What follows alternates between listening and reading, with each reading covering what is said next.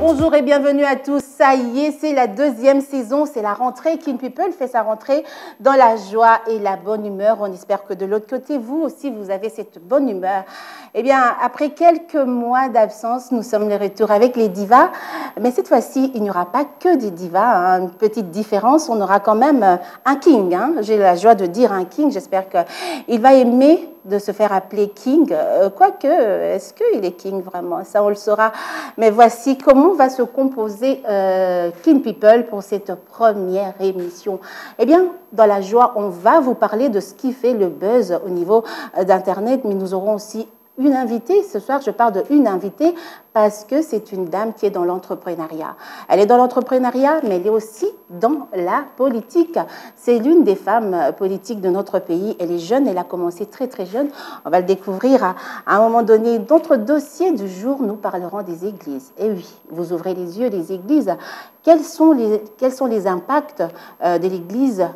On parle de l'Afrique, on ne parle pas de Kinshasa, l'impact des églises au niveau de l'Afrique. Si on regarde le côté humain, est-ce que l'Église joue son rôle? On va en parler. Et quel est le rôle de cette Église d'ailleurs? Nous en parlerons. Le rire, la découverte fera partie aussi de Kin People.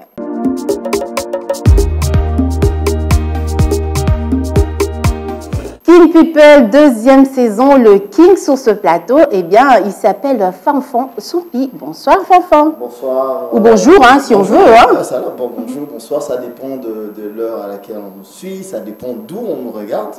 Mais déjà, je suis très content d'intégrer l'équipe. De retrouver des si belles dames à côté de moi, ça fait plaisir. Et bien sûr, on promet à nos téléspectateurs beaucoup de belles choses pour cette deuxième saison. Beaucoup de sourires, beaucoup de rires, beaucoup d'informations, beaucoup d'invités et surtout, beaucoup de bonne humeur. Voilà. Donc, des invités, des qualités, bonne humeur. Eh bien, déjà, à ma gauche, la belle Prisquette Télito, ça va? Alors, je te retourne le compliment, Karine. Merci. Tu es très, très belle, en tout cas. Très contente de pleurer. Très contente de vous retrouver tous pour cette deuxième saison. J'espère que tout le monde a passé de bonnes fêtes, même si cette année a été très agitée. On a beaucoup de sujets par rapport à les débuts d'année. L'année a bien démarré, on va le dire, avec des sujets qui piquent. Il y a plein de trucs à dire. Exactement. Beaucoup de choses à dire. Je suis contente de vous retrouver. Et d'ailleurs, Fanfan, welcome, comme on dit. Bienvenue dans l'équipe. Merci beaucoup. Tiens, c'est vrai. Bienvenue. Oh, merci, Karine. Merci. Ça fait plaisir, en fait. Hein. Ça n'arrive pas tous les jours d'avoir des si belles dames à côté pour une saison. C'est combien d'épisodes déjà qu'on a ensemble? Alors, 15, 16, 20, 17, 29, 39, par là. Donc, on est ensemble pour un bon bout de temps. Et voilà, donc je suis l'homme le plus heureux. Hein. Donc pendant un bon bout de temps. Voilà. Pendant les vacances on va dire ça comme ça, hein, les vacances de Kin People, qu'est-ce que tu as fait? J'ai un peu voyagé. On a une nouvelle boutique qui va ouvrir à Kitambo. Donc, on sent la businesswoman. Donc voilà, on est très, très, très, très fiers. Et en parlant d'entrepreneuriat, on a une grande Entrepreneur du jour, eh bien, c'est notre invitée. C'est une dame, mois de mars oblige, hein, on met les dames à l'honneur. Je sais, parce que je la connais un tout petit peu, je sais qu'elle n'aime pas toujours qu'on dise parce que c'est une femme. Eh bien, cette femme, elle est exceptionnelle, puisque généralement, on ne voit pas beaucoup de femmes s'élancer dans des entreprises comme Taxi Women. On l'a vu un peu au volant en train de faire du taxi. On en parle avec vous dans Kin People. Elle s'appelle Allegra Fauche Ngalula. Bienvenue. Merci, bonjour Karine, et quel bonheur d'être à cette table. Et à côté, en face de Fanfan et de Prisca. Bienvenue. Je pense qu'on va passer un bon moment ici et je suis très heureuse en tout cas. Voilà. Je suis heureuse parce qu'elle n'est pas pessimiste, elle est plutôt opportuniste. Elle prend les opportunités et c'est ce qui est bien avec elle. Là où c'est la difficulté, elle ne voit pas des difficultés, mais elle voit une opportunité. Maman Mapa, on va la présenter. Elle est entrepreneur, n'est-ce pas? Tout à fait. Je suis maman papa comme tu dis. Donc, je tiens une boulangerie et donc on produit du pain qui s'appelle Pain Allegra. Et nous sommes en train de faire venir notre deuxième boulangerie et qui va être installée dans un autre quartier. Comme ça, on a 2 points de production avec les problèmes de courant qu'on a à Kinshasa. Donc, il faudrait bien un peu diversifier les risques. Et voilà, donc même dans la difficulté, comme tu as dit tout à l'heure, on essaie de faire en sorte de trouver une opportunité et de continuer à travailler. Économiste à la base aussi, elle a beaucoup étudié en fait cette dame, hein. Elle me fait peur. Non, ça ne devrait pas faire bien peur. remplie. Combien de diplômes? Ça ne devrait pas faire peur. Je suis licenciée en économie d'une spécialité de microfinance. Et ensuite, j'ai fait un executive MBA à l'Université de Francfort, en part-time Kinshasa-Francfort, où en 2019, donc, j'étais executive MBA et spécialité finance et stratégie. Voilà. Super. Ça fait beaucoup, Une hein. tête bien C'est pas remplie. c'est pas fini, téléspectateurs. On a parlé d'entrepreneurs, on a parlé des diplômes, mais elle est aussi une femme politique. C'est une politique qu'on a sur... Moi, en fait, Tout à c'est fait. le côté qui m'intéresse, en fait. Ah Tout oui, à fait, toi je aussi suis... qui est dans Twitter, là. Twitter, c'est pas que de la politique. Mais en même temps, je suis femme politique. Je suis cadre du PPRD et je suis en charge de l'emploi et du travail. Ça fait plus de 6 ans que je suis dans ce parti. Et donc voilà, on y est. Je fais aussi de la politique parce qu'il faut bien qu'il y ait des gens qui soient là pour prendre des bonnes décisions, sinon les influencer. Et c'est ça le travail qu'on essaye de faire tous les jours. D'accord, mais pourquoi avoir choisi le PPRD comme parti?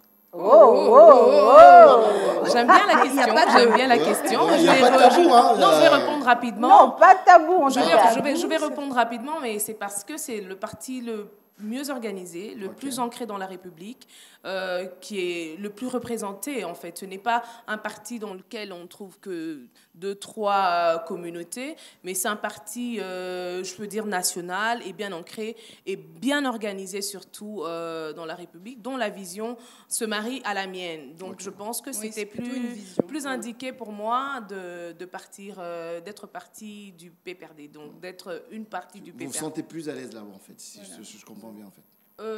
Oui, bien sûr que je m'y sens plus à l'aise, mais je pense aussi que le combat que je mène en tant que personne se marie à celui que ce parti mène. Donc, c'est tout à fait normal d'aller vers le PPRD qu'ailleurs.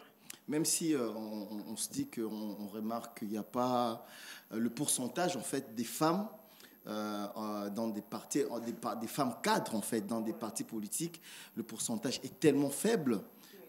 Aujourd'hui, quel est le message, par exemple, que tu passerais à toutes les femmes qui se disent la politique, c'est une affaire d'hommes, c'est une affaire voilà, des autres. Moi, j'en ai rien à faire. Moi, je m'occupe de mes enfants. Et puis, voilà. Non, je pense plutôt que la politique fait peur dans le sens où on est lynché. On a tout le droit de dire. Mais vous savez qu'il n'y a pas que les femmes qui sont lynchées. Oui, la les politique, hommes, elle est difficile pour tout le monde. Okay. Elle est difficile pour tout le monde. Elle a longtemps été une arène vraiment destinée à des gladiateurs, des hommes qui aiment la bagarre. Les femmes étaient plus éduquées pour être plus douces, plus tendres. Mais dans la politique, c'est la guerre sans les armes. Voilà. Donc, il faut quand même la faire. Et c'est difficile pour tout le monde, pas que pour les femmes. On insulte les hommes autant qu'on insulte les femmes.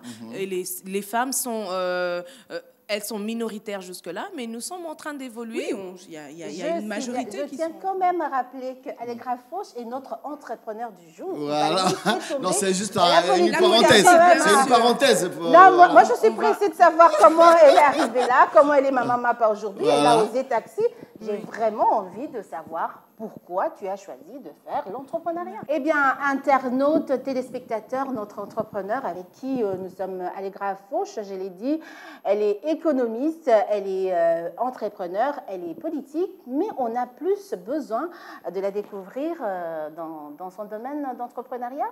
N'est-ce pas? Oui, bien sûr. C'est pour ça que je suis là et je suis heureuse de vraiment parler de ce que je fais dans le quotidien de l'entrepreneur. Ben, on espère que vous allez recevoir beaucoup de conseils venant d'elle parce que ça fait quelques années qu'elle est dans l'entrepreneuriat. Alors, Prisquette, est-ce que l'entrepreneuriat, ça te parle toi aussi Bien sûr, bien sûr, l'entrepreneuriat. Surtout pour le mois de mars, je tiens à féliciter toutes ces entrepreneurs qui se battent, ces femmes qui, à travers une difficulté, comme on l'a si bien dit, trouvent des opportunités. Et je trouve génial, la boulangerie, c'est quelque chose, on mange tous les jours du pain. Et le pain, c'est un besoin vital, parce que bon, le matin, nous avons besoin de aller travailler et fonctionner, on a besoin d'énergie, et le pain, c'est exactement ça. Donc, mais moi, j'ai une petite question pour Allegra. En fait, en tant qu'entrepreneur ici au Congo, quel était le plus gros challenge? Parce que c'est ce que je demande à tous les entrepreneurs en général. Parce que j'ai l'impression que c'est toujours un peu la même chose. Alors, je voulais découvrir avec toi. Finalement. Moi, je pense qu'en tant qu'entrepreneur dans l'écosystème congolais, le plus gros problème, c'est l'accès au financement. À côté de cela, bon, ça, c'est partout au monde. On a un problème qui se pose, c'est la contrainte budgétaire. Donc, on a besoin d'argent pour avancer, pour se déployer, etc. Mais on a aussi un autre problème, ça revient au problème d'argent, c'est pouvoir engager un personnel qui est qualifié. Vous savez, si vous voulez engager un gérant qui est licencié, qui comprend un peu de comptabilité, un peu de management, vous devez lui payer un certain salaire. Donc, vous êtes une PME et vous n'avez pas assez de moyens pour pouvoir payer ces services. Alors, juste la valeur. Parce exactement. Donc, vous ne savez pas. Et c'est ça qui fait en sorte que beaucoup de PME, par manque de personnel qualifié, ont du mal à exploser parce que c'est important d'avoir un personnel qualifié pour assurer la qualité de service que vous rendez à vos clients, pour pouvoir assurer la distribution, etc. Il faut un minimum de jugeote, un minimum de formation pour avancer, sinon c'est quand même catastrophique. Oui, donc ça a été vraiment très difficile au début pour nous, puisque nous nous disions que bon, on va engager des gens, mais on va leur payer combien? Quand vous payez à quelqu'un $200 ou $250, je doute qu'il soit très très motivé de quitter chez lui le matin et arriver chez vous à la boulangerie. Ça commence très tôt, c'est à 4 heures, 3 heures. Voilà, c'est à 4 heures déjà qu'on doit commencer à distribuer. Je doute que ce soit très très motivant, vu ils doivent nouer les 2 bouts du mois. Ce n'est pas donné en tout cas. Donc c'est des difficultés comme ça auxquelles nous sommes exposés pour lancer nos affaires. Non, je peux comprendre parce que si tu prends un personnel moins qualifié, parce qu'on se dit souvent, oui, mais on est au Congo, le SMIC, il est à 150, 200. On se dit, c'est une aubaine, on va prendre. Mais je pense, à long terme, la société en perd plus que de prendre une personne qualifiée. J'en ai fait l'expérience et ce n'était pas, c'était très coûteux de faire ça m'a coûté cher de faire cette expérience-là. J'ai dû plusieurs fois fermer parce que bon, il n'y avait pas des gens qui étaient assez capables. Je n'ai pas pu recruter du personnel assez capable de tenir et des fois j'étais absente pendant 1 an de Kinshasa, donc il fallait avoir à gérer tout ça de loin. C'était très challenging. Dans tout ça, quand on ne retrouve pas la qualité sur le marché, est-ce que la formation peut aussi entrer en ligne de compte? Mais bien sûr qu'une entreprise, d'abord même pour garantir l'employabilité de son personnel, il faudrait quand même qu'il y ait un minimum de formation. Mais la formation, c'est aussi de l'argent. Ah oui, bien sûr. La formation, c'est aussi de l'argent. Donc, il faut quand même un minimum d'investissement. Et vous savez, on n'est pas toujours bancable. À mon âge, pour avoir travaillé moins de 10 ans, je doute que je sois capable d'acheter une maison pour la mettre en gage, pour la donner dans une banque. Il faudrait vraiment avoir soit une trésorerie assez intéressante, soit un collatéral qui puisse vous couvrir. Sinon, vous n'avez pas accès au financement et c'est très difficile. Donc, nous, encore un peu chanceuses, mais il y en a beaucoup qui ont des belles idées, qui font beaucoup de belles choses, mais qui n'arrivent pas à se développer, voilà, par manque simplement de moyens et d'accès au financement. Alors, ça fait combien de temps que cette boulangerie existe? Allegra, on l'appelle comment? L'entreprise s'appelle Dals Business, le pain s'appelle Allegra. Allegra, d'accord. Alors, ça fait combien de temps que les Quinois consomment ce pain? C'est depuis 2016 que nous sommes opérationnels. 2016, ça va de faire 6 ans. 6 ans. Alors, en 6 ans, comment vous avez fait pour tenir face à une grosse concurrence? Parce qu'on sait qu'il y a des gens qui mettent beaucoup d'argent. Des grosses boîtes déjà de boulangerie, on va dire. Il y a des qui mettent beaucoup d'argent, qui ont une grosse consommation. Mais vous, 6 ans, vous avez quand même tenu. Et pendant que j'en connais qui ont fermé, hein, d'après 2-3 ans, ils n'ont pas pu résister à ça. Comment vous avez fait? C'est quoi le secret pour arriver à tenir malgré les difficultés? Vous avez parlé tout à l'heure là de l'emploi, du salaire et tout ce qui va avec. Mais comment vous faites? Alors, la première des choses, c'est que moi, je crois en mon idée. Donc, c'est déjà ça, la première des choses. La conviction. Je crois en mon idée. Voilà. Je sais que ça va marcher. Je sais combien d'argent ça rapporte. Et donc, ça, c'est le plus important. Donc, croire en ce qu'on fait, premièrement. Deuxièmement, les difficultés, on les rencontre partout. Vous savez, vous pouvez avoir une boulangerie aujourd'hui, ça fonctionne moins bien, mais rien ne vous dit que dans une brasserie, ça fonctionne très très bien, parce que vous avez des brasseries qui ferment aussi des points de production. Donc, la difficulté, elle est inhérente à la vie humaine. Donc, on ne peut pas toujours s'arrêter lorsque les choses vont mal. Surtout avec le corona, ça a touché. Exactement. En 2020, c'était une année très très difficile. Avant 2020, nous nous en sortions quand même, nous pouvions atteindre notre seuil de rentabilité, quand même nous pouvions commencer à rentrer dans nos coûts. Mais en 2020, il arrive une situation mondiale inattendue, inédite. Voilà. Donc, à partir de ce moment-là, on redescend et les difficultés reprennent. Et donc, c'était très difficile. Mais moi, j'y crois. Je pense que en travaillant dur, en travaillant smart... Alors, Allegra, une dernière question, en tout cas, avant de faire la suite. Entreprendre, c'est résoudre ou répondre à un besoin. Alors, pourquoi on a eu finalement le pain Allegra? Pourquoi créer une boulangerie? Est-ce que c'était par souci de répondre à un besoin? Parce que le pain, est-ce que ça en manquait? Pourquoi le choix, justement? Ah, très bonne question. À la base, moi, je voulais faire un business. J'observais un peu la ville de Kinshasa. Je voulais faire un business. Je me suis inspirée de Massavco. Je voulais faire un business dans lequel je pouvais rentrer dans le quotidien des Congolais. Ça veut dire que dans toutes les maisons des Congolais, je voudrais retrouver mon produit. À petite échelle, à grande échelle, mais quand même retrouver un de nos produits là-bas, répondre à un certain besoin. Vous savez, tout le monde ne mange pas... un certain pain que je ne citerai pas, pour ne pas faire de publicité. Et donc, tout le monde mange je parlais déjà de ce pain. On préfère citer le pain Allegra puisqu'on a Allegra sur le plateau. En effet.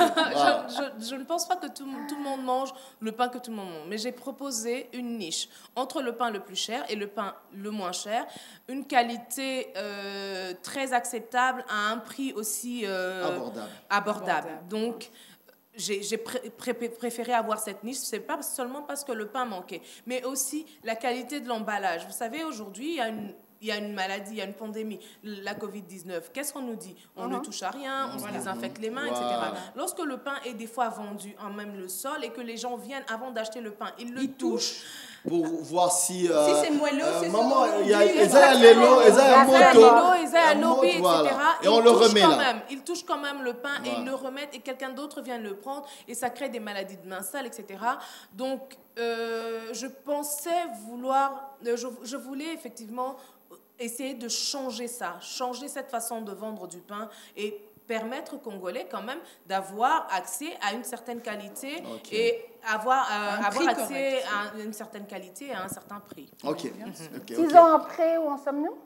Alors, 6 ans après, on a fait des belles avancées, on a eu beaucoup de problèmes. Je pense que même j'ai dû fermer 2 fois pendant plus de 7 mois, pendant plus de 8 mois, par manque d'argent. C'était très difficile, mais là, nous venons de faire des nouveaux investissements. Super. Oui, nous avons acheté une boulangerie. Comme on dit à Kinshasa, moi et l'autre côté. Moi et l'autre côté. Voilà. Donc, nous avons acheté une boulangerie entièrement automatique. Ah, super. Oui, donc de bout en bout. Et ça fait que nous gagnons en temps, en efficience, efficacité. Même en personnel aussi. Et en personnel, Oui, en personnel, et ça diminue un peu l'effort physique. Et bon, voilà, on a fait ce nouvel investissement-là. On a acheté des matériaux roulants, enfin des véhicules pour aller faire la distribution. Ce qui nous manquait et qui nous empêchait effectivement de faire face à la concurrence, qui était plus armée, ceux qui proposent les mêmes produits que nous, qui ont plus de véhicules dans leur charroi, et donc ça nous handicapait beaucoup. Et maintenant, après avoir fait ces nouveaux investissements, nous allons lancer une campagne de communication pour voir un peu comment le marché va répondre. Alors, comment on va finir? Désolée, hein, en tout cas, on doit s'arrêter ici pour ça. Mais ce n'est pas fini en termes de cette rubrique avec l'invité. Quelques questions inavouables vont être posées à notre invité. C'est ce qui fait le charme de Paul, de cette rubrique. On ne te laissera pas comme ça. J'ai peur, je suis intimidée du coup, donc il ne faudrait pas me pousser à fuir le plateau. Non.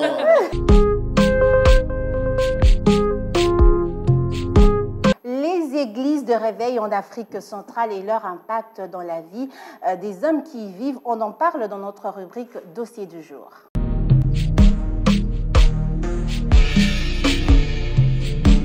Eh bien, les églises en Afrique centrale, nous en avons, en République démocratique, nous en avons.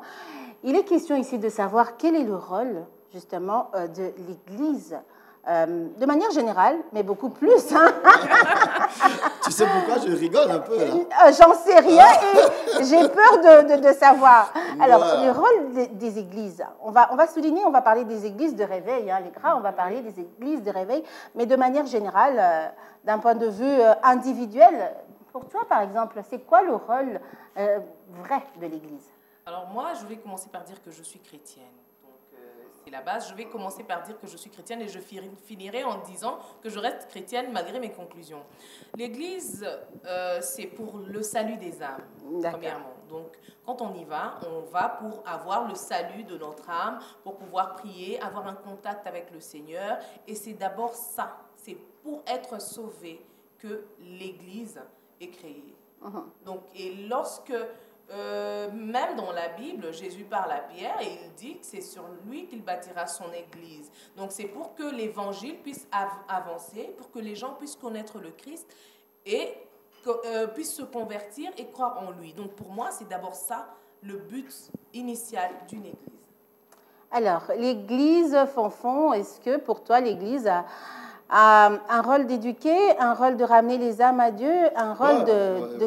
Comme l'a dit Madame Galoula, c'est rare qu'on t'appelle comme ça. Hein? Non. Voilà. Alors, c'est vraiment ça. On m'appelle plutôt Galou. Voilà, c'est la mission première. La mission première, c'est celle de ramener les âmes au Christ. En tout cas, je n'en vois pas une autre définition ou une autre mission de l'Église sur cette terre. Et voilà. Alors, sûrement qu'au fil des discussions, on va découvrir que beaucoup d'églises se sont détournées de cette mission première pour en faire tout ce qu'on découvre aujourd'hui. De l'entrepreneuriat religieux. Ah, ça c'est bien dit, c'est bien trouvé ça. De l'entrepreneuriat religieux, il y en a qui se sont lancés dans tout et n'importe quoi. Surtout n'importe. Voilà, et c'est... Voilà, alors j'attends que Prisquette donne son point de vue, après je vais revenir. Je pense que moi, pour les personnes qui me suivent... donc, elle est très croyante. Elle commence toujours par ça. Je me réveille, je commence avec mon Seigneur. Le problème, c'est que j'ai eu une éducation catholique, mais comme je vais suivre Allegra, je suis chrétienne parce que je me dis, quand je vois toutes ces personnes se battre pour... je sais pas, pour avoir des vues ou avoir une popularité ou une cote, je me dis, on est en train de détruire le corps du Christ. Voilà, on passe à côté de l'essentiel, voilà, en fait. Beaucoup me disent, mais tu es chrétienne, tu es catholique, tu es protestante, pentecôtiste. Je dis, je suis chrétienne, je crois au Christ. Et je trouve que le diable, parce qu'il est là, est très rusé et utilise maintenant des personnes un peu plus faibles. Et pour marginaliser et détruire l'image en fait. Et c'est ce qui et dans les temps la fin des temps, c'est ce qui se dit aussi. On est en train de le vivre. Voilà. Il y aura des bergers qui seront Démasqués. Voilà. Et je crois que c'est un peu ce qu'on vit actuellement. Aujourd'hui, les églises, surtout en parlant des églises ces églises de réveil, c'est plutôt de la manipulation stratégique, comme on dit, pour s'enrichir. Voilà, j'ai des difficultés dans ma famille, je ne m'en sors pas, je commence avec 2, 3 personnes, ce sont des mabonzas. Est-ce qu'aujourd'hui, en Afrique, l'Église n'est pas devenue un fonds de commerce, finalement? Alors, il y a plusieurs églises. Hein. On ne peut pas dire que toutes les églises sont devenues des fonds de commerce. Non, on ne peut pas le dire. Mais aussi, avant de commencer à parler de ces églises-là, il faudrait que l'on soit d'accord sur une chose. On ne peut pas idéaliser les personnes. Qui dirigent ces églises. C'est ça le mal dans les églises. À la base, nous sommes tous humains. Et la Bible le dit clairement, tous en péché sont privés de la gloire de Dieu. En effet. Donc, que ce soit les pasteurs, les bergers et compagnie, ils sont tous humains d'une certaine manière, bien que la Bible recommande aussi que le clergé soit exempt de tout reproche. Mais nous sommes à la base paire de manches, humains. Mais il y a des églises qui contribuent efficacement au développement, qui contribuent efficacement à l'élévation de la communauté. Les églises catholiques construisent des écoles. Vous avez une église qui est connue à Kinshasa ici et qui est venue du Nigeria, la Chapelle de Vainqueurs. C'est une église qui compte beaucoup d'universités au Nigeria. C'est une église qui compte des écoles ici sur place à Kinshasa, qui est organisée. Donc, je pense que même l'église kimanguiste, hein, oui, voilà, des écoles, des hôpitaux. Mais dans la Bible, il y a des églises qui peuvent contribuer au développement, qui ont un rôle social à jouer dans notre communauté, dans leur communauté, et c'est très important. Mais il y a d'autres églises aussi, il faut le dire quand même, que c'est la religion, l'opium du peuple. Donc les gens sont embobinés dans une sorte d'entourloupe, comme ça, on ne comprend plus rien, mais il ne faut pas tout mélanger. Il ne faut pas dire d'emblée que toutes les églises sont mauvaises, tous les pasteurs sont mauvais. Non, je ne pense pas. Non, on ne généralise pas, mais après... Mais il y en a qui ont des choses, des belles choses à apporter, et il y a d'autres, en fait, qui sont quand même assez dans des aventures. Bon, de toutes les façons... Statistiquement parlant, on va quand même dire qu'aujourd'hui, il y a beaucoup plus de points négatifs en parlant des églises. Surtout dites des églises, des réveils. Quand on parle des prophéties, beaucoup de prophéties qui sont en train de détruire, en fait, des familles, des sociétés mais dans la Bible, et des entreprises. Exactement, mais c'est ce que moi, je demande et je me dis, pourquoi ces gens pensent qu'une personne a le pouvoir sur ça. Dans la Bible, il y a marqué, il n'y a plus de condamnation. Donc, ta prophétie, je sais qu'il y a une personne qui est au-dessus qui pourra anéantir ça. Donc, le problème, c'est juste l'influence et le manque le désespoir. Beaucoup de pasteurs utilisent le désespoir des personnes faibles pour avoir, à un moment donné, leur main mise sur eux. Parce que je ne dis pas qu'il ne faut pas donner, moi je donne, mais c'est marqué dans la dîme 10%. Voilà. 10%, ça ne peut pas te ruiner.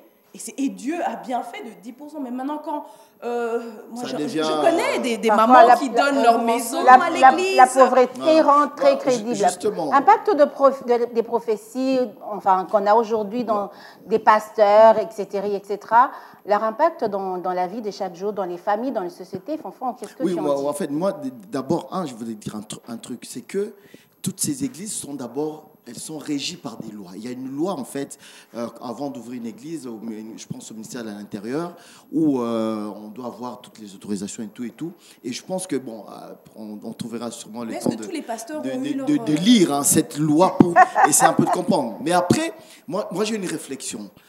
Je me dis que la pauvreté, le manque de moyens des citoyens congolais... Africains, de manière générale, ont poussé certaines personnes un peu plus averties à pouvoir utiliser cette pauvreté pour asseoir une certaine idéologie dans la tête des gens.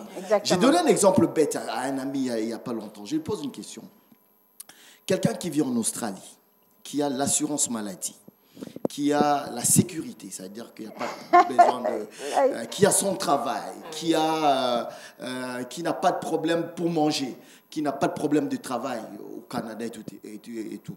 Est-ce que cette personne aura le même sujet de prière qu'une pauvre maman qui habite Ngaba, Makala, Limité ou ailleurs, ici à Kinshasa, qui reçoit des messages, c'est-à-dire qui reçoit des prédications visées, c'est-à-dire des prédications liées à son mode de vie, ce qui voudrait dire que les sujets de prière de ces deux personnes ne seront pas le même. C'est-à-dire la personne qui mange déjà bien suffisamment, qui est habillée, qui peut se faire soigner, qui peut voyager.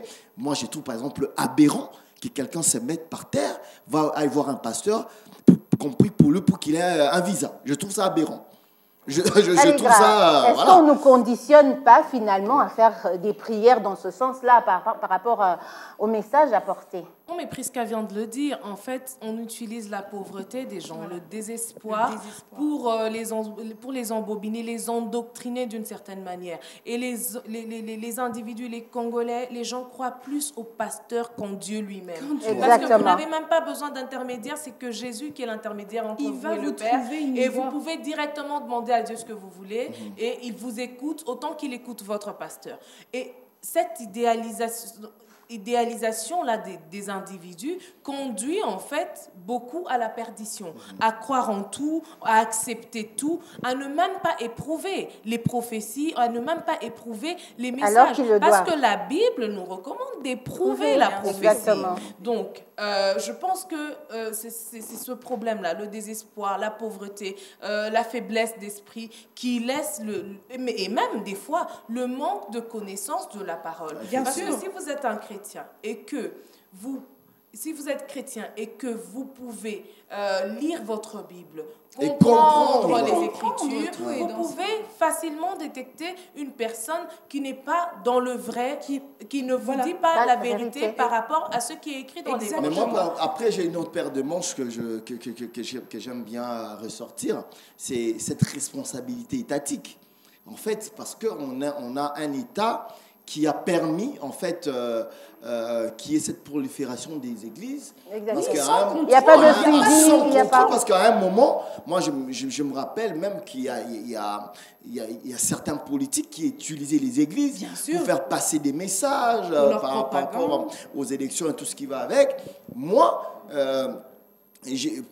Paul Kagame, dans son pays au Rwanda, à un moment, il avait dû fermer certaines églises. Oui, non, il a exigé. Il n'a pas seulement fermé. Il a exigé que les pasteurs puissent avoir une maîtrise en théologie. Voilà. Beaucoup de nos pasteurs n'ont pas. Ça serait déjà moi, je pense que ça ne résout pas le problème. On peut avoir... Si, ça peut résoudre. Moi, je pense que le domaine de la foi, c'est un domaine de conviction personnelle. Exactement. Donc, on ne peut pas obliger une certaine façon de faire, à moins que ces actes-là soient illégaux. Porte atteinte à la vie des personnes. Mais c'est le cas ici. Tant qu'il n'y a pas d'illégalité, je pense que les personnes sont libres de croire au bouddhisme, au judaïsme, au christianisme, etc. Donc, je ne vois pas pourquoi africains aussi, pourquoi pas. Oui, les gens sont libres. Mais je ne vois pas pourquoi l'État va choisir de fermer. Figurez-vous, on peut fermer une église qui s'appelle, je donne n'importe quel exemple, mon église, Philadelphie. Et l'église catholique va se demander, l'église Philadelphie va se demander pourquoi on ferme Philadelphie et pas l'église catholique. Et quelles sont les bases très objectives qui disent qu'il faudrait qu'on ferme Philadelphie et pas l'église catholique. Donc, il y a un peu cette dimension de choix, donc la liberté de choix, liberté d'appartenance à des églises, comme on le veut. Alors, on va quand même finir. Mais pour finir, j'aimerais, puisqu'on parlait d'impact quand même, qu'est-ce qu'on doit faire comme stratégie? Allez, en quelques secondes, stratégie justement pour que cet impact-là quitte du négatif au positif. En tout cas, en 30 secondes, on fait honneur à notre invité. Bien sûr. Merci, mais pour moi, ça serait de dire que les gens ont la liberté de choisir, mais l'État doit peut-être pas fermer les églises, mais quand même faire un rappel à l'ordre dans le sens de la responsabilité qu'ont les pasteurs dans leur communication qu'ils donnent aux personnes. Parce que cet impact-là de la parole, des prédications, des prophéties, elle se découle dans le quotidien des gens qui prient, qui vont à l'église. Donc, leur faire un rappel sur la notion de la responsabilité en tant que personne qui influence la société. Pépite du net avec Fanfan. On le retrouve tout de suite après cette petite pause.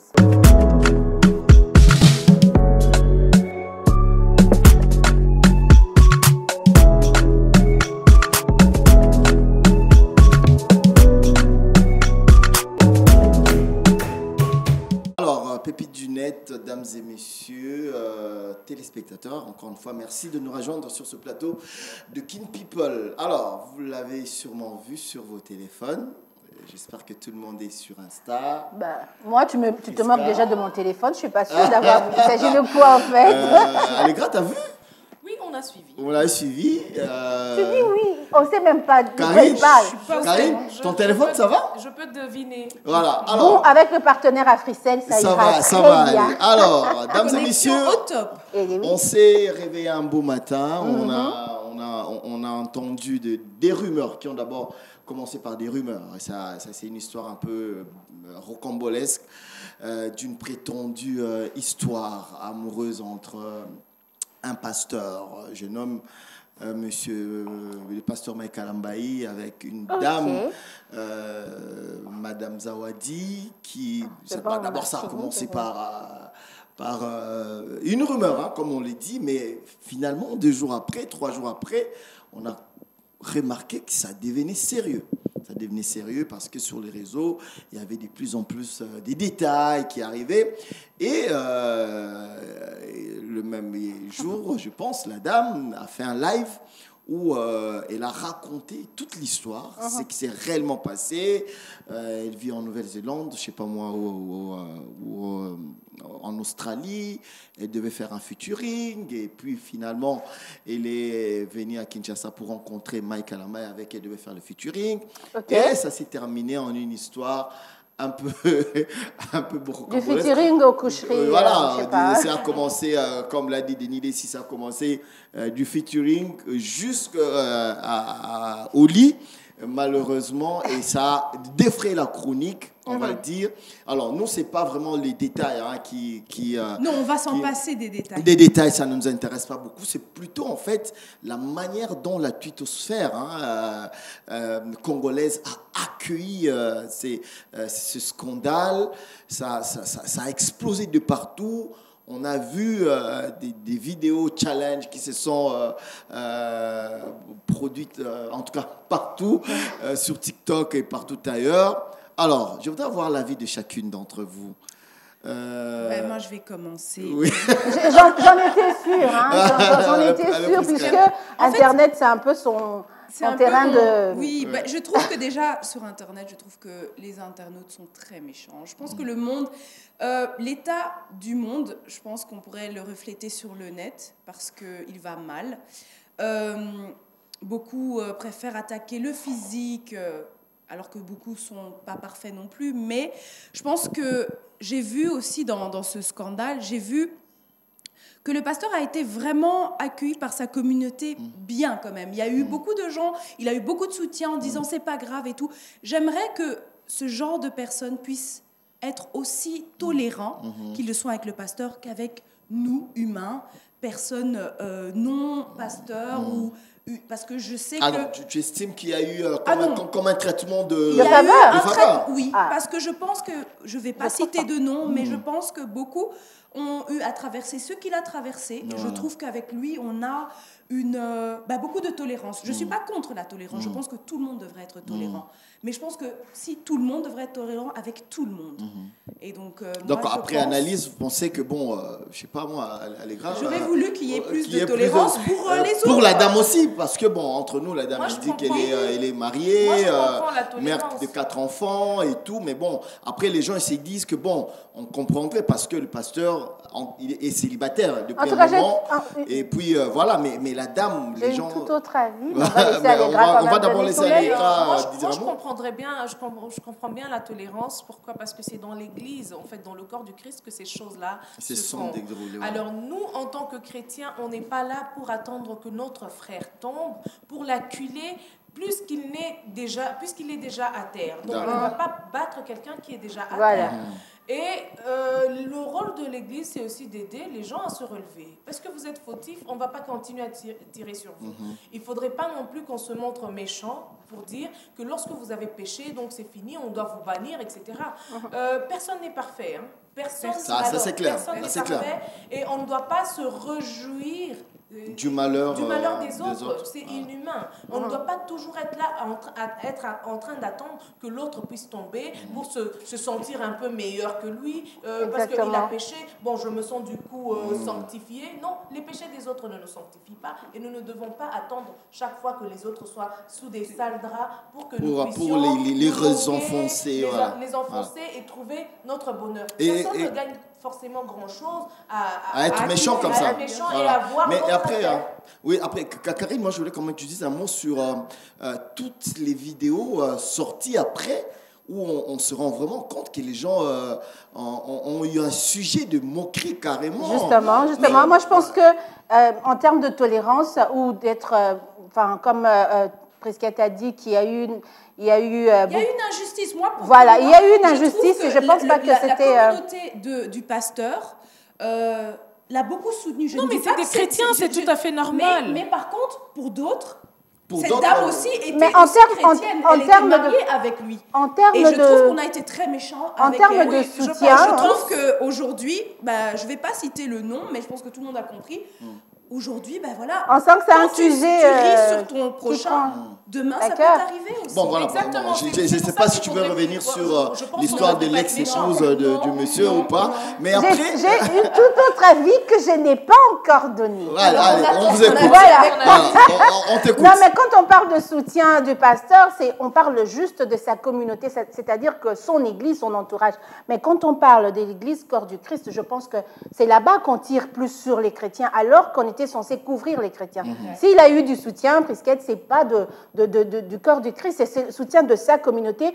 De la même manière que quand il y a quelqu'un qui est on va dire une influenceuse, une leader en termes de réseaux sociaux, quand quelque chose arrive, sa communauté, les personnes qui la suivent aussi, qui l'aiment bien, vont le soutenir. Et ça, c'est ce qui est mauvais. Il faudrait que le soutien vienne de partout. Mais moi, je trouve qu'il y a eu aussi des gens, par exemple, personnellement, je ne suis pas fan, je n'écoute pas forcément ses chansons, mais par exemple, quand j'ai reçu, je n'ai pas partagé. C'est déjà un truc que moi, j'estime soutenir une personne, c'est quand tu reçois ça, tu ne partages pas. Moi, je ne regarde même pas. Moi, j'efface. Tu m'envoies, je te parle très mal. Alors là, c'était, je pense qu'on va finir sur ce sujet-là. C'était le tout premier. Alors, tu nous en rajoutes encore. Ouais, je vous en rajoute. On est toujours dans l'église, apparemment. Bizarrement,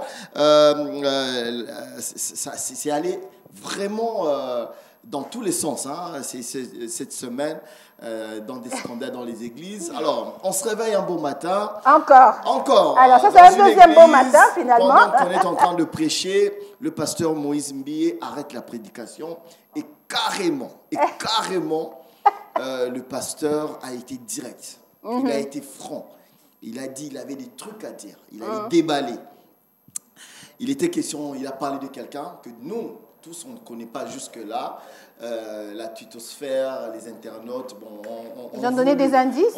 Des indices. Lui-même a donné des indices parce que dans sa prédication, il a parlé d'une église qui se trouvait entre son église et celle du pasteur Mutombo, et la plus grande église qu'on connaît tous qui est là, c'est l'église Compassion du pasteur Marcelo. Est-ce que c'est lui ou c'est pas lui? On ne le sait pas parce qu'on n'a pas de preuves directes. Mais après, géographiquement, on sait que c'est lui qui a la plus grande église de ce côté-là. Alors, il était question que le jeudi, on nous a promis que le pasteur allait déballer des choses. Non, mais l'autre a eu une crise, donc du coup... il allait déballer des choses, il allait dire des choses. Et le lendemain, le pasteur s'est rébiffé, il est revenu à lui. Il a fait une vidéo pour dire que non, voilà... Beaucoup de sagesse. Je ne voudrais pas être à la base de ceci ou cela. Mais, alors, moi, c'est le fond de son message, en fait, qui m'a fait un peu... même la raison pour laquelle on a choisi ces sujets. Pourquoi est-ce que le pasteur Moïse a choisi seulement ce moment pour sortir ce qu'il avait en lui? c'est des histoires qui datent d'il y a 1 année, 2 ans, 3 ans. Mais pourquoi seulement en ce moment, il a choisi de sortir ce complot? Voilà, lui, tu penses à quoi? Préméditation? Voilà, lui, il parle d'un complot qui est fait contre sa personne. Il parle même à l'atteinte à sa vie. Il parle même de sa vie qui est mise en danger. Il parle de la déstabilisation de son église et de tout ce qu'il a accompli. Et moi, quand j'ai écouté ça, je me suis dit, au-delà de tout, ce sont des humains. Comme l'a dit Allegra tout à l'heure, ce sont des humains. À un moment, comme je l'ai même dit sur mon Twitter, ou je ne sais pas moi, mon Insta, je pense que j'ai dit que le gars, il a pété un câble en fait. Il s'est dit, bon, je pense effectivement comme toi qu'il y a eu une goutte d'eau qui a fait déborder la vase. Ouais. Parce que il est en ce moment, il a perdu son papa. Parce qu'il a quand même connu beaucoup de choses et lorsque en suivant le message, il parle du fait qu'il a eu beaucoup de problèmes et autres, et qu'il y aurait beaucoup de gens derrière ça. Voilà. Et qui sont identifiés d'ailleurs, selon lui. Et à un moment, il a mal, en fait, il exprime sa douleur, il en parle parce qu'il y a sûrement une goutte d'eau qui fait déborder le vase. Là où je ne suis pas d'accord, tout à fait d'accord, c'est que la chair, c'est pour parler du Christ. Ce n'est pas pour parler de soi. Donc, on a un compte Instagram, peut-être privé. Il aurait dû utiliser notre canal pour... un compte Instagram, une émission télé pour parler de ça, parce que bon, la chair, c'est pour parler du Christ, c'est aussi ça. Et le fait qu'il puisse revenir sur sa décision, pour moi, je pense qu'il mérite un standing ovation, parce qu'on ne peut pas être la personne qui... Par qui le scandale le scandale arrive, et surtout quand on est pasteur. Et c'est plus facile pour lui de porter ce fardeau-là sur lui tout seul, plutôt que d'exposer les enfants de Dieu à ne plus croire en l'évangile, en l'amour que les pasteurs sont censés avoir entre eux, au pardon que les hommes de Dieu, eux, en tant que personnes qui doivent prouver une certaine exemplarité, ils doivent montrer qu'ils savent pardonner, ils doivent montrer qu'ils peuvent être tolérants, qu'ils peuvent encaisser, comme Jésus a encaissé les péchés et la croix pour nous tous. Donc voilà, je pense que oui, je pense que quand même il a bien fait de revenir sur Karine. Parce qu'il faut quand même dire on va quand même finir ces sur jeudis-là, tout le monde attendait ces lives, hein. Oui, c'est pour que le but d'une église, c'est de convertir les gens. Voilà. Mais qu'est-ce que ça apporte à un pasteur de venir dire que tel pasteur m'a fait ceci, tel autre pasteur m'a fait cela, et ça fait que les gens ne croient plus en l'église. Est-ce que l'objectif à la fin, c'est que les gens ne croient plus dans les églises? Non, ce n'est pas ça le but, mais ça serait ça l'effet qui allait arriver. Donc, je pense qu'il a été plus sage. Alors, les gens n'ont pas compris que c'est pas en l'homme qu'il faut croire, c'est en Dieu. En Dieu, voilà, effectivement. Pasteur ou autre, c'est quand même un homme avant tout, mais c'est un homme qui est censé donner l'exemple. C'est un berger, donc il doit se mettre dans la position où je suis berger, et un berger ne peut pas se comporter comme des brebis, parce que ce qu'il a fait, en fait, c'est les brebis qui doivent le faire, et lui le ramener à l'ordre. Mais il a fait tout seul. Il a été humain. C'est ce que je dis. Voilà, donc à un moment, ça va là. On se dit que c'est humain, mais on rappelle simplement que quand on est humain, tout humain ne peut pas être pareil. Quand on choisit d'être un leader, quand on choisit de donner des exemples. Mais on n'est pas parfait. Non, j'ai dit qu'on n'est pas parfait. Je le sais, nous tous ici, on est responsable de... Karine, non, Karine. Ça, je suis d'accord. Il a fait un bel album, album de il est magnifique, son album, voilà. Il y a beaucoup de belles choses. C'est pas pour une seule vilaine chose qu'il fait qu'on doit finalement le bannir. Je loue en tout cas ce qu'il a fait revenir. Justement, c'est pour ça. Il s'est rappelé qu'il devait être un exemple. Au-delà d'être un homme, il peut faillir un tout petit peu, mais il doit se rappeler qui il est pour le peuple de Dieu, parce que c'est une responsabilité. Tu es devant le peuple de Dieu, nous devons te suivre. Nous, si tu nous fais perdre le chemin, ben, du coup, tu seras jugé. Donc, tu prends nos péchés sur toi et ça va être très compliqué. Sévèrement, c'est dans la Bible. Hein. C'est pour ça que moi je dis, j'ai mal pour eux. Ils ont déjà leur peine. Je n'ai pas besoin de rajouter en plus parce qu'ils seront jugés plus sévèrement. C'est comme quand on est parent, on peut faire une erreur, mais on va quand même... Moi, j'ai vraiment du même avis que... Je suis du même avis qu'Allegra pour dire que tout ça veut dire qu'à un moment... Tu es du même avis que nous tous, en fait. Donc, oui, on craque, on se dit, mais Joe, on va expliquer. Mais à un moment, on se remet en cause. On se dit, bon, voilà. Après Même tout, quand des numéros 1 des pays s'oublient. Oui, hein. voilà, ça arrive à tout le monde. Oui. Ça arrive à tout Comme le monde, le donc, russe, il s'est oublié. Alors, mesdames, je pense que c'était les deux sujets qu'on avait pour le pépites du net. Et sûrement que pour la prochaine émission, on en aura d'autres. Merci beaucoup. En tout cas, franchement, c'était bien. Pépites du net, Kin People, c'est pas terminé.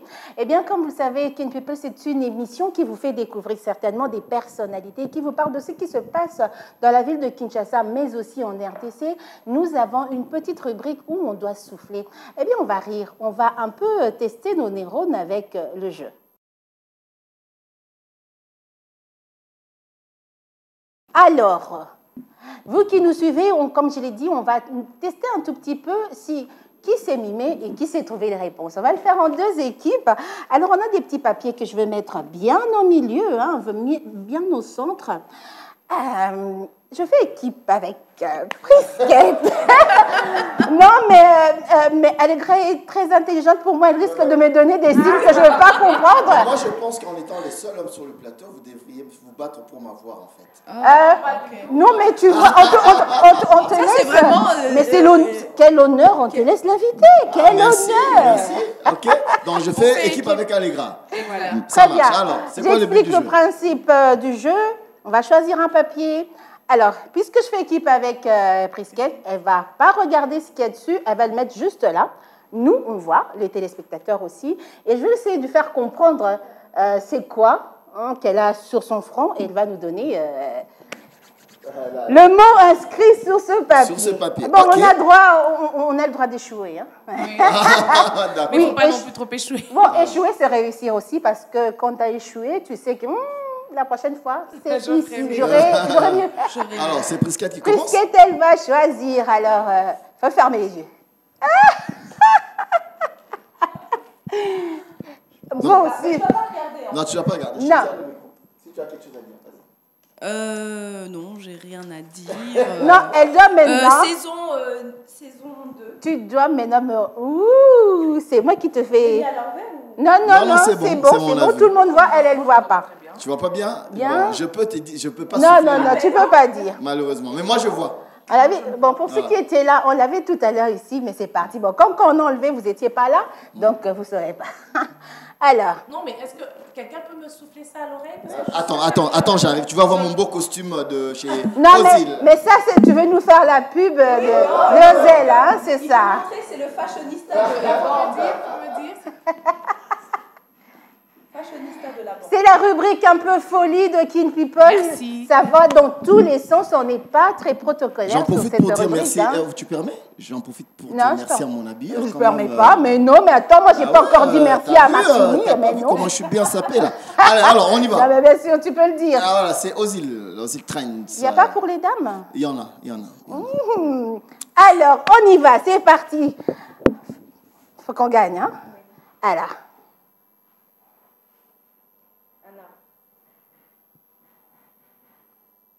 Un bol. Plus chic.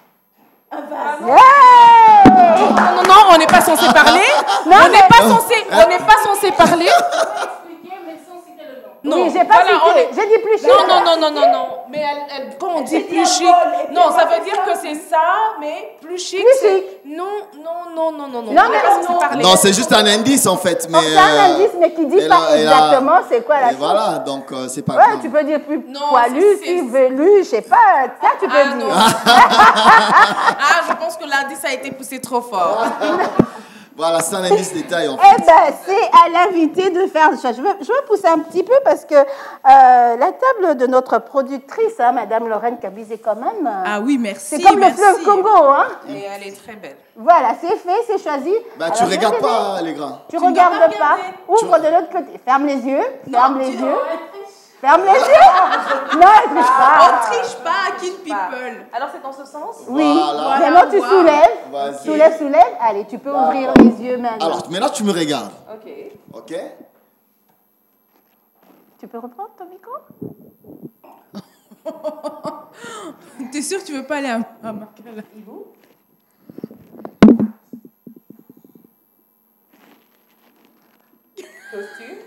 craquer.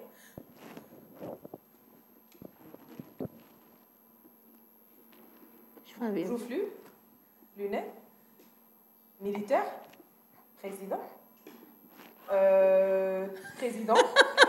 Et je commence à mimer moi. Oui. Oui, président alors. Oui, mais. Président de la République. Fachi. Président Tshisekedi. Non. Sobriquet.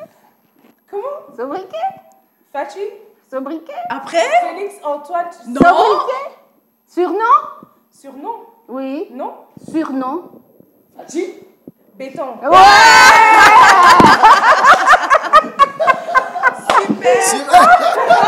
Tu l'as beaucoup aidé, hein, ça. Mais moi, je comprenais pas. Voilà, quand je fais ça, Non, ça veut rien. Allez, c'est bon. Quand je fais Que tu vas C'est aller tout pour le jeu, c'est tout pour le jeu. Merci de t'y être prêté. C'est en fini tout cas. Oui, c'est tout pour le jeu. Ok. Alors, vraiment, c'était très agréable d'avoir ce petit moment. Mais on ne va pas se quitter comme ça. On va quand même faire un petit truc à notre invitée. Elle va peut-être nous haïr pour ça ou nous embrasser pour ça. Je ne sais pas. Elle va peut-être nous haïr ou nous embrasser ou nous dire « Mais qu'est-ce que vous me faites ?» Ce n'était pas prévu du tout.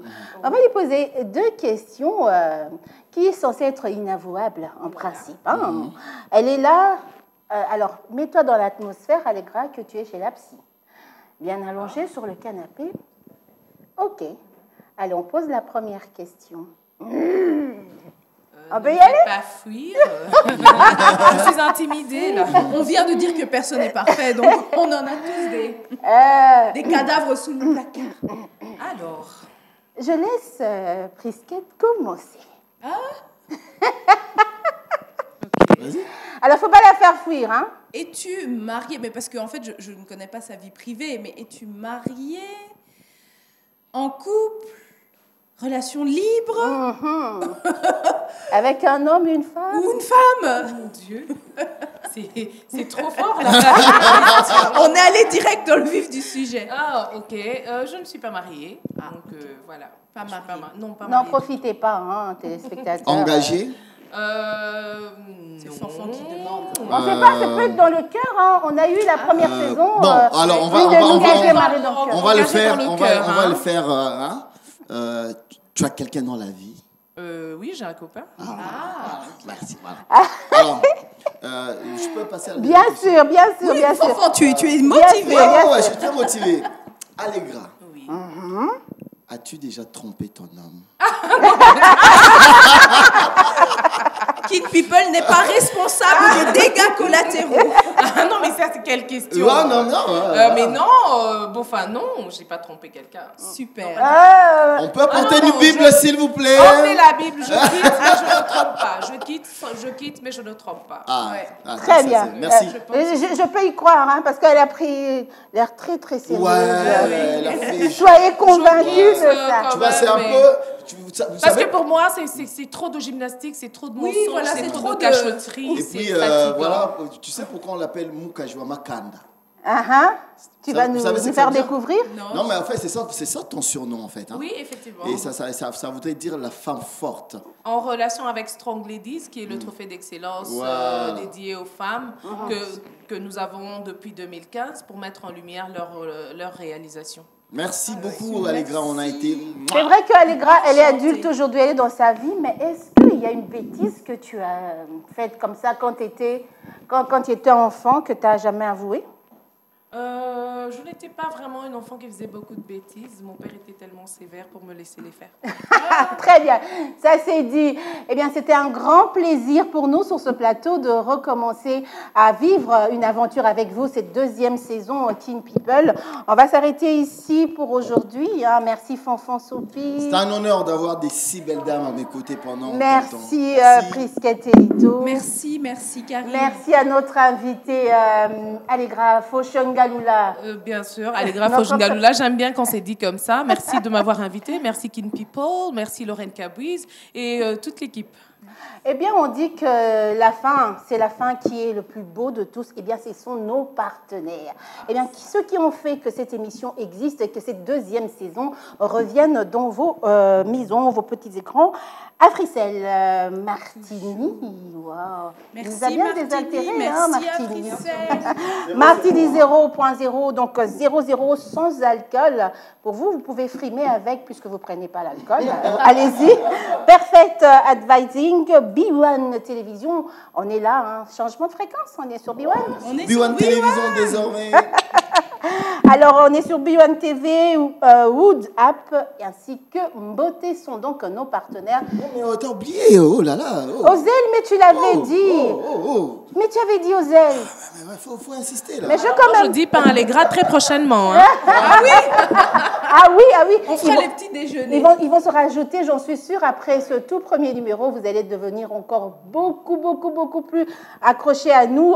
Comment on dit, non-bouging? Vous serez non-bouging? Ouais. On dit merci à Ozel Boutique qui a habillé notre King. Merci beaucoup. Très chic en tout cas. Merci. Allez, ne te fais pas draguer après l'émission. Un grand merci, un grand coucou à notre productrice, la reine Cabuse. Allez, on t'aime fort et on vous aime plus encore. Instagram, écrivez-nous, posez vos questions. On se retrouve prochainement. Et n'oubliez pas de boire beaucoup de martini. C'est important. Merci Allegra. Merci à toi.